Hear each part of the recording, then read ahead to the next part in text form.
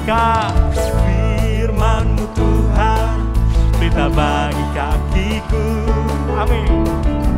Janji-Mu terang bagi jalan-jalanku.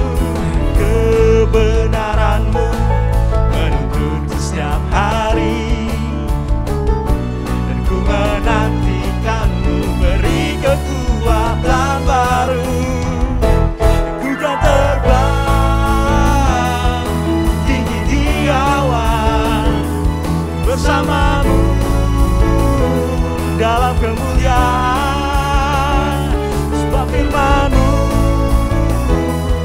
teguh menopang, ku kan aman di dalam-Mu Tuhan.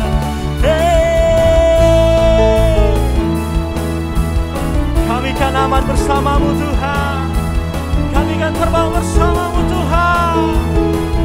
Mari lebih sungguh lagi kita katakan, firman-Mu Tuhan, berita bagi kakiku. Amin. Janji-Mu terang bagi jalan-jalanku. Kebenaran-Mu menuntunku setiap hari, dan ku menantikan-Mu beri kekuatan baru. Semua katakan, ku kan terbang tinggi di awan bersama-Mu dalam kemuliaan. Sebab firman-Mu teguh menopang, ku kan aman di dalam-Mu Tuhan. One more time, sing it. Ku kan terbang tinggi di awan bersama-Mu dalam kemuliaan. Sebab firman-Mu teguh menopang, ku kan aman di dalam-Mu Tuhan. Lebih sungguh katakan, jalan-Mu di atas jalan-jalanku. Rancangan-Mu melebihi rancanganku. Firman-Mu sungguh telah membebaskanku, berjalan lebih tinggi, berjalan bersama-Mu. Aku kan terbang tinggi di awan bersama-Mu dalam kemuliaan. Sebab firman-Mu teguh menopang, dan ku kan aman di dalam-Mu Tuhan. Mari sama-sama kita naikkan pujian kita. Ku kagum hormat akan Engkau, dan ku kagum hormat akan Engkau. Engkau Allah yang layak dipuji. Ku kagum akan Engkau, lebih sungguh lagi ku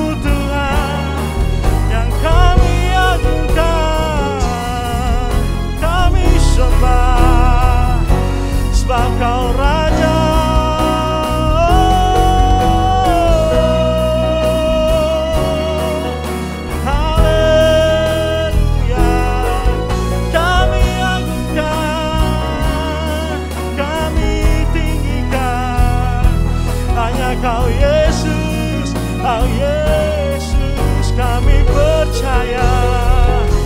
Mari kita lebih sungguh lagi, lebih sungguh lagi. Mari kita naikkan angkat suara kita. Oh, Kau Allah yang besar, ajaib dan mulia. Kau Yesus yang selalu membuatku terpesona. Segala pujian bagimu ya Tuhan. Hanya Kau yang layak ku agungkan. Kau Allah yang besar, ajaib dan mulia.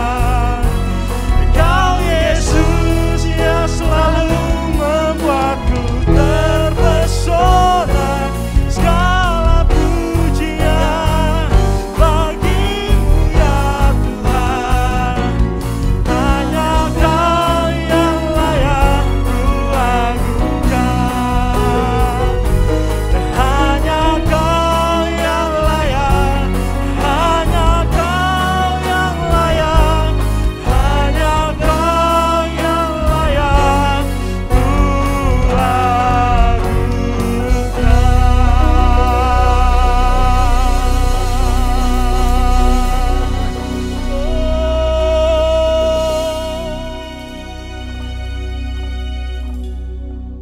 Alright, hey Eco Generation, happy weekend, selamat akhir pekan, selamat beribadah kepada Tuhan Yesus Kristus. It's me, Kenneth Hagaiso, berbicara kepada teman-teman semuanya, dan I hope kita semua dalam keadaan yang luar biasa, sehat, dan pastinya selalu luar biasa untuk bisa kita menerima pesan Tuhan hari ini. Amin. So are you guys ready for the word of God? Teman-teman siap untuk mendengarkan firman Tuhan? Kalau begitu, mari sama-sama kita tundukkan kepala kita, pejamkan mata kita berdoa kepada Tuhan. Tuhan Yesus Kristus, terima kasih buat hari ini. Kami telah memuji dan menyembah Tuhan. Dan kami bersyukur Tuhan, punya Tuhan Yesus yang seperti Engkau, Tuhan yang menyelamatkan kami, yang memberikan kami anugerah, memberikan kami keselamatan atas kehidupan kami Tuhan. Kami bersyukur atas segala-galanya yang terjadi dalam kehidupan kami. Kami percaya itu adalah kebaikan atas kehidupan kami. Kami buka hati kami Tuhan hari ini untuk mendengarkan firman Tuhan, biar kami bisa belajar darinya Tuhan Yesus Kristus. Tuhan, kami buka hati kami buka telinga kami, dan berbicara Tuhan kepada kami. Di dalam nama Tuhan Yesus Kristus kami berdoa dan mengucap syukur. Haleluya. Amin. Amin. Amin. So, masih dalam bulan karakter teman-teman semuanya, dan kita akan sama-sama belajar tentang satu hal atau satu pesan yang ingin saya sampaikan, yaitu tentang tanggung jawab. Pakai tanda seru boleh, biar semakin firm, semakin tegas, tanggung jawab. Right? Karena tanggung jawab ini adalah hal yang kita anak muda sering lupakan dari dalam kehidupan kita. Karakter tanggung jawab ini adalah hal yang kita tidak punya dalam kehidupan kita. Kalau bisa pergi jauh-jauh deh tanggung jawab itu. Saya lebih baik tidak usah bertanggung jawab saja. Atau mungkin kita habis melakukan sesuatu, tindakan sesuatu, perbuatan sesuatu, omongan sesuatu, dan ada masalah, hey, saya tidak mau bertanggung jawab atas apa yang telah saya lakukan, dan lain sebagainya macamnya.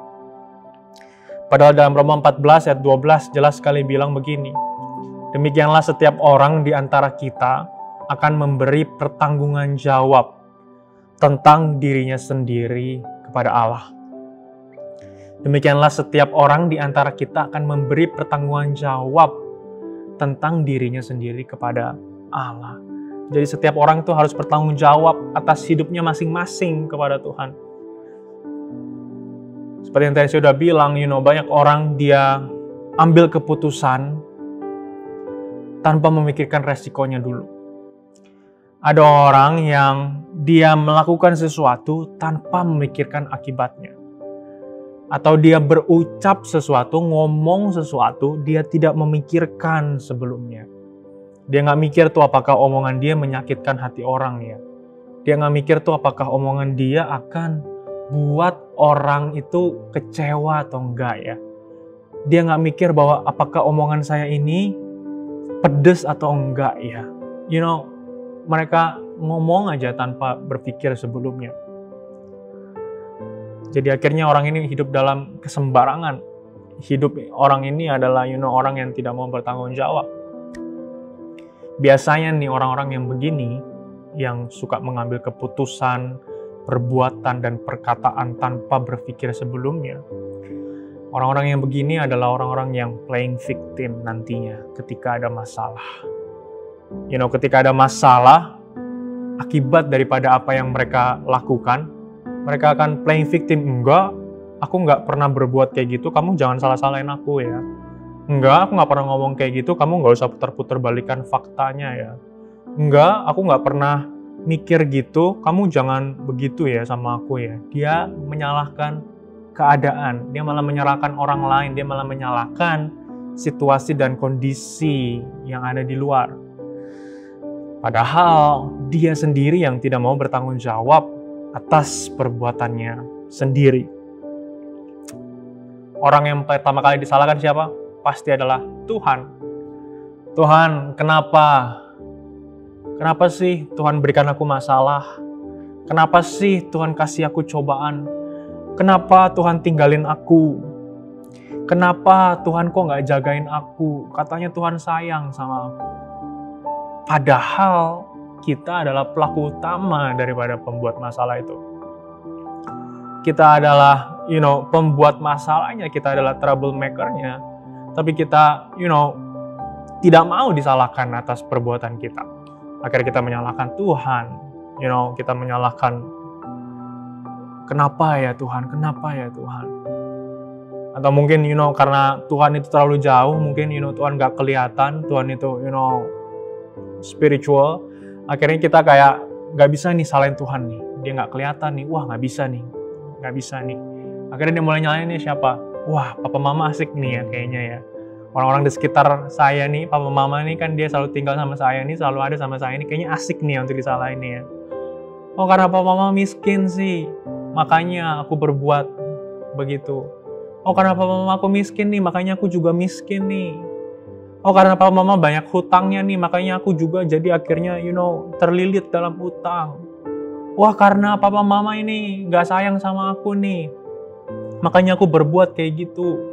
Wah papa mama nih gak peduli sama aku, makanya aku bisa jatuh ke dalam hal-hal yang gak benar nih. Kita menyalahkan papa mama kita menyalahkan keluarga kita menyalahkan orang tua kita. Padahal sebenarnya kita adalah penentu daripada perilaku kita. Kita adalah penentu daripada keputusan kita. Mungkin memang kenyataannya benar. Papa mamamu mungkin terlilit hutang, papa mamamu mungkin kekurangan dalam hal finansial, atau mungkin papa mamamu mungkin tidak menyayangi engkau. Tapi tetap adalah kamu yang menjadi penentu atas kehidupan kamu. Kamu yang menentukan apakah kamu mau menjadi seperti papa mamamu atau kamu mau menjadi seperti Tuhan Yesus Kristus. Apakah kamu mau masuk ke dalam rancangan yang dunia bisa tawarkan atau kamu mau masuk ke dalam rancangan yang Tuhan sediakan bagi kehidupan kamu. Kamu yang menjadi penentu di dalam kehidupan kamu. Dan kamu adalah orang yang harus bertanggung jawab pertama kali ketika ada masalah terjadi. Karena saya yakin masalah kadang terjadi itu bukan karena hanya faktor eksternal saja. Memang ada masalah faktor eksternal. Tapi jangan lupa juga bahwa masalah itu ada karena faktor internal. Ada karena perbuatan kita sendiri. Ada karena omongan kita sendiri. Ada karena keputusan kita sendiri. Dan oleh karena itu, jangan pernah lari dari masalah. Ambil tanggung jawab firm. Stand firm. Ambil resiko itu. Ambil tanggung jawab itu. Dan berdirilah teguh. Jangan lari daripada masalah itu. Sama-sama katakan amin. Kita lihat nih dalam Alkitab Kejadian 3 ayat yang ke-13. Yaitu ketika manusia ditempatkan sama Tuhan di Taman Eden. Adam dan Hawa ditempatkan Tuhan di Taman Eden. Tuhan hanya memberikan kepada mereka satu perintah.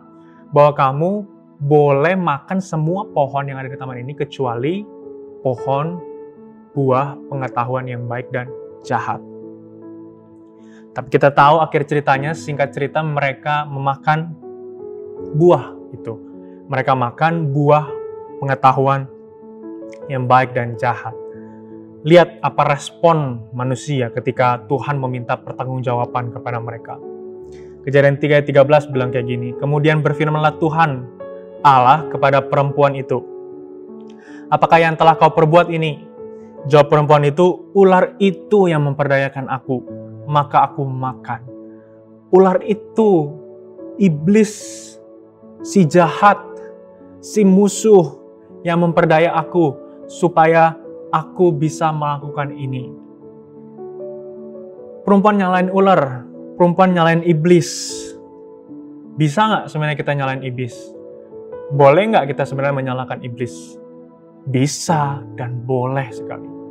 Karena mereka memang adalah sumber kejahatan, mereka adalah sumber yang tidak baik, sumber yang tidak benar, sumber yang, pokoknya jahat. Tapi perhatikan ini baik, kita juga sebenarnya yang menjadi penentu loh untuk melakukan sebuah kejahatan. Jangan bilang, ketika ada masalah, ketika ada cobaan, kita bilang, oh itu semua karena iblis nih, oh itu semua karena setan nih, oh itu semua karena, yang nggak baik kita jadi dalam kehidupan aku nih.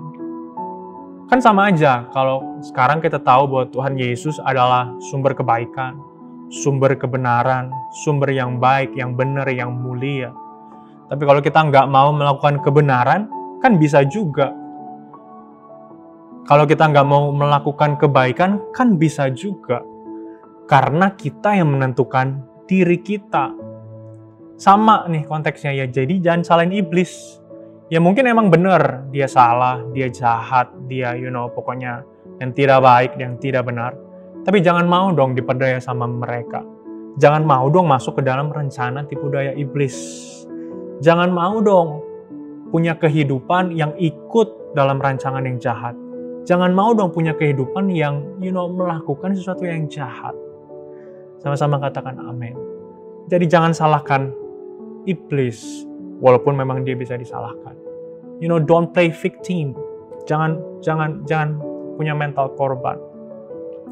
Terlebih lagi lihat deh dalam Kejadian 3 ayat 12. Manusia, Adam, cowok, pria, itu menjawab begini, perempuan yang kau tempatkan di sisiku, dialah yang memberi dari buah pohon itu kepadaku, maka ku makan. Bayangin nih, si Adam, si pria, si cowok, dia salahinnya cewek yang ada di sisinya. Dia salahinnya perempuan yang ada di sisinya. Cowok-cowok, gitu. Cowok-cowok, please, kamu itu pemimpin dalam hubungan. Nanti kalau berkeluarga, kamu itu adalah imam dalam keluarga kamu. Jadi kalau ada masalah, come on, take control. Ambil alih. Oke, aku yang salah. Ayo kita introspeksi diri. Gimana supaya hubungan kita bisa berjalan dengan baik. Jangan kamu yang udah salah, kamu yang ngambek, kamu yang marah lagi. Toksik banget kan? Kamu udah salah nih, terus kamu yang ngambek, kamu yang marah lagi. Ceweknya udah diem aja kan? Iya aja. Kamu apa? Kok diem? Kok nggak respon? Kok kamu nggak balas chat aku? Kok? Kamu yang udah salah, kamu yang ngambek, kamu yang marah lagi. Come on, hey boys. You are a leader in a relationship. Kamu adalah pemimpin dalam hubungan kamu. Walaupun bukan kamu yang salah, perhatikan ini baik. Take a stand. Ambil. Oke, aku yang salah. Come on. Kalau gitu, apa yang bisa kita ubah dalam relasi kita? Supaya kita bisa berjalan lebih baik lagi. Hey, take a lead. Take a stand. Cewek-cewek juga, kalau udah tahu cowoknya toksik, putusin aja. Mendingan sakit sekali daripada sakit berkali-kali. Waktu ditembak juga jangan buru-buru terimanya, makanya. Kamu mau gak jadi pacar aku? Yang ceweknya kan, yang bener kamu mau jadi pacar aku. Yang bener kamu mau jadi pacar aku. Cowoknya bilang, iyalah bener lah, iyalah aku kan cinta sama kamu. Ceweknya juga bilang beneran, iya beneran jadian lu. Hey jangan buru-buru. Udah gitu ditembaknya pakai chat lagi. Aduh, semua orang bisa chat kamu untuk bilang, kamu mau gak jadi pacar aku? Tapi kamu menjadi penentu mau atau enggak. Kalau memang ada cowok tembak kamu, tahan dulu.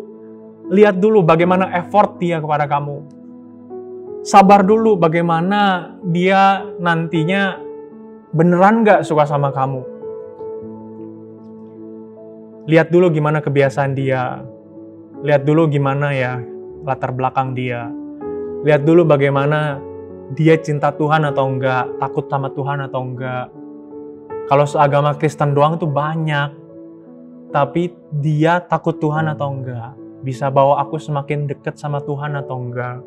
Bisa bawa aku semakin cinta Tuhan atau enggak. Jangan kayak begini situasinya. Akhir-akhir nanti cowok-cowok yang menyalahkan kalian. Cowok-cowok yang menyalahkan cewek-cewek. Karena mungkin perbuatan kita sendiri, perbuatan cewek-cewek sendiri yang akhirnya punya cowok yang toxic seperti itu. Amin. So, jangan playing victim. Jangan menjadi mental korban. Jangan punya mental korban. Seakan-akan kamu adalah korban dari segala-galanya. Seakan-akan kamu adalah, pokoknya orang yang paling benar dari dunia ini. Orang lain yang salah, aku yang benar, Pokoknya saya nggak mau jadi korban gitu ya. Pokoknya, saya adalah korban dari segala-galanya, maksud saya seperti itu. Ada orang juga kalau telat, dia salahinnya macet, dia salahinnya jalan tol, dia salahinnya lampu merah, iya kan? Dia salahin polisi tidur. Wah, di rumah saya banyak polisi tidurnya, jadi kalau keluar komplek itu, bisa sampai 10 menit duluan. Makanya saya telat nih, polisi tidurnya banyak. Besok-besok itu polisi bangun, tilang saudara, saudara tahu rasa ya kan?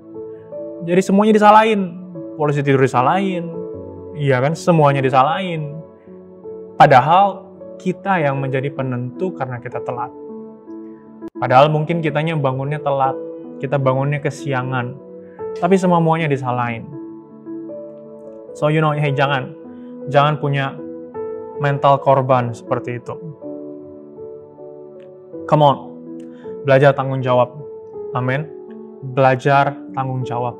Jangan playing victim. Kita yang bertanggung jawab atas diri kita sendiri. Karena seperti yang tadi kita udah baca dalam Roma 14 ayat yang 12, bahwa kita bertanggung jawab atas diri kita sendiri kepada Allah. Kita yang harus take a lead, take a stand atas masalah yang kita hadapi. Sama-sama katakan amin. Juga berikutnya, jangan run away, jangan kabur, jangan lari dari masalah, jangan kabur dari tanggung jawab. Entah kabur sebelum diberi tanggung jawab atau setelah diberikan tanggung jawab. Ini menjadi penting juga nih dibahas. Karena ada orang yang belum diberikan tanggung jawab, dia udah lari. Contohnya mungkin kalau di kelas, tanya siapa yang mau jadi ketua kelas gitu kan. Pasti semuanya nggak ada. Pasti semuanya nggak angkat tangan. Pasti, jauh-jauh deh. Pura-pura nggak lihat gurunya gitu kan. Kayak pura-pura sibuk sendiri. Nggak ada yang mau mengambil tanggung jawab. Atau mungkin di gereja, siapa yang mau melayani Tuhan? Kita setiap hari Minggu selalu tanya, hey, join us in a surfing team. Ada beberapa tim, eco production, eco venue, eco worship, eco dance, dan segala macam surfing area yang teman-teman bisa join. Tapi lihat siapa yang join? Oke, paling hanya 1-2 orang. Well, bahkan sering nggak ada yang mendaftar. Saya aja sebagai manusia sedih begitu ya. Saya selalu setiap minggu tawarkan dan tidak ada yang merespon. Saya sebagai manusia sedih. Apalagi Tuhan, apalagi Tuhan Yesus yang telah berkorban bagi kamu, memberikan nyawa bagi kamu, yang telah melayani kamu, akhirnya kamu tidak mau melayani dia balik. I think pasti dia akan sedih sekali. Kita tidak mau bertanggung jawab. Kita tidak mau mengambil tanggung jawab. Kita tidak mau mengambil resiko. Yunus seorang nabi yang diutus Tuhan untuk pergi ke kota Niniwe. Karena kota Niniwe didapati keji dan banyak pelanggaran di sana. Banyak dosa dan kesalahan di kota itu. Jadi Nabi Yunus disuruh sama Tuhan untuk pergi menyelamatkan kota itu. Pergi untuk memberitakan pesan Tuhan di kota itu. Tapi apa yang dilakukan oleh Nabi Yunus? Dia lari ke kota Tarsis. Dia lari dari tanggung jawab yang udah Tuhan sediakan bagi dia. Dia lari dari tanggung jawab yang Tuhan kasih dalam kehidupan dia. Dalam Yunus 4 ayat 1-3 dia bilang kayak gini. Tetapi hal itu sangat mengesalkan hati Yunus. Lalu marahlah ia.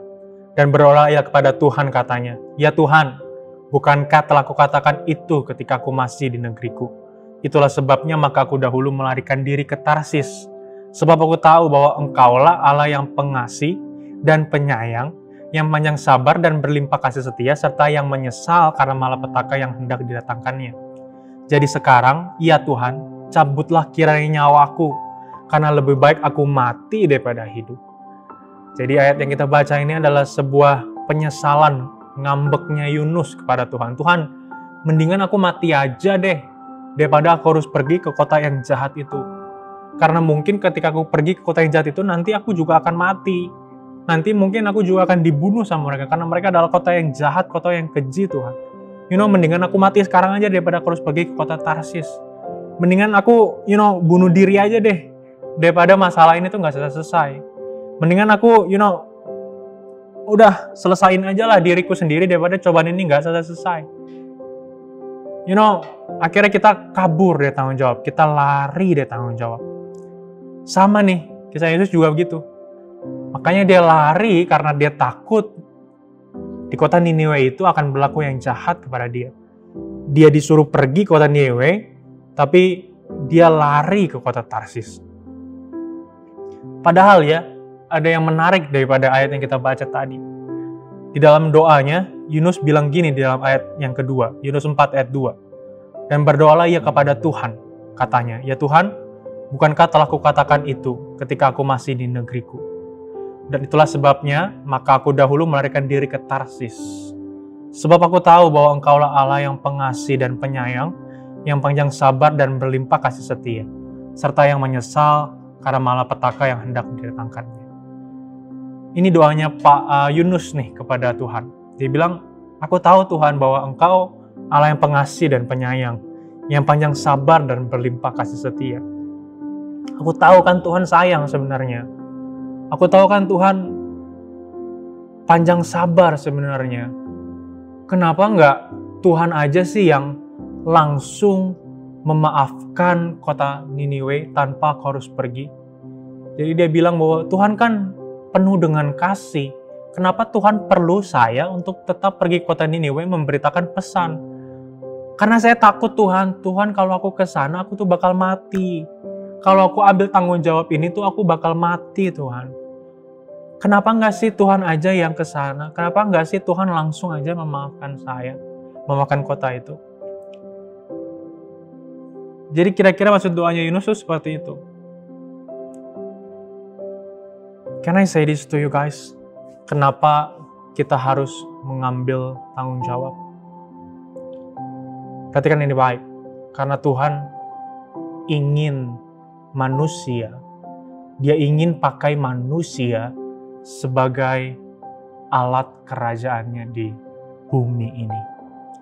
Tuhan ingin kita menjadi perpanjangan tangannya di bumi ini. Tuhan ingin menjadi gema daripada kerajaan sorga di bumi ini. Bisa nggak Yunus nggak usah pergi ke kota Niniwe? Lalu berikutnya Tuhan memaafkan kota Niniwe. Bisa. Tapi berikutnya kenapa Tuhan butuh Yunus untuk pergi ke kota Niniwe? Karena seperti yang tadi saya bilang, Tuhan butuh manusia sebagai perpanjangan tangannya di dunia ini.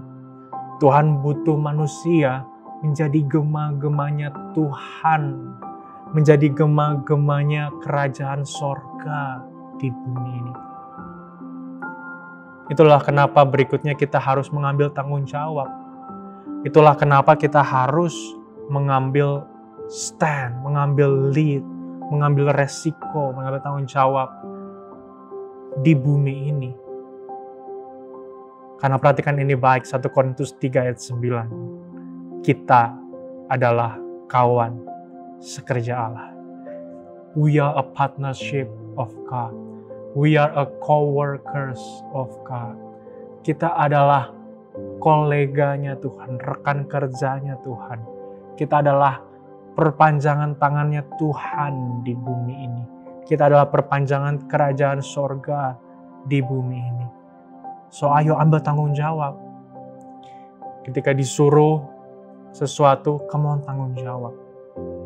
Eco Venue, Eco Worship, Eco Production, semua tim Eco Survey.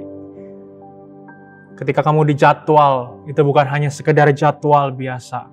Itu bukan hanya sekedar, oke, minggu ini aku mulai ini, minggu depan begini, minggu 3 begini, keempat begini. Itu bukan hanya jadwal biasa. Itu adalah tanggung jawab yang Tuhan udah kasih dalam kehidupan kamu. Jangan kamu anggap remeh itu. Jangan kamu, kabur dari tanggung jawab itu. Kamu lari dari tanggung jawab itu. Kata-katanya, semalam aku habis begadang. Jadi paginya gak bisa bangun, akhirnya aku gak ke gereja. Aku udah kuat-kuatin, tapi kayaknya mata masih pengen tidur. Hey, me sebagai manusia aja sedih, seperti yang tadi sudah bilang. Tapi hey, perhatikan ini baik, tanggung jawab. Kalau memang mau begadang malamnya, paginya harus tetap bertanggung jawab. Tetap bangun, tetap layani Tuhan kamu. Tetap layani gerejamu, tetap layani sesamamu, tetap layani umat Tuhan. Karena itu adalah tanggung jawab bagi kamu. Itu adalah tanggung jawab yang udah Tuhan kasih bagi kamu. Dan kita ini adalah kawan sekerja Allah. Kita adalah partnership-nya Tuhan. Para pelayan harus menjadi pelayan yang sama ketika hari Minggu dan di hari-hari yang lain. Jangan ketika kamu di hari Minggu, kamu kelihatannya adalah orang yang paling benar. Lalu berikutnya di hari-hari yang biasa, akhirnya kamu menjadi orang yang berbeda daripada orang yang di hari Minggu. Kamu tidak menjadi kawan sekerja Tuhan. Kalau begitu, kamu tidak menjadi partnernya Tuhan di dunia ini. Pelayan Tuhan, perhatikan ini baik. Kita adalah kawan sekerja Tuhan. Kita adalah kawan kerjanya Allah, partnership-nya Allah, co-worker-nya Allah. Sama-sama katakan amin. So hey, khotbah telah selesai. Mari sama-sama kita berdoa bersyukur kepada Tuhan Yesus. Terima kasih Tuhan buat firman-Mu. Terima kasih Tuhan buat pesan yang telah disampaikan.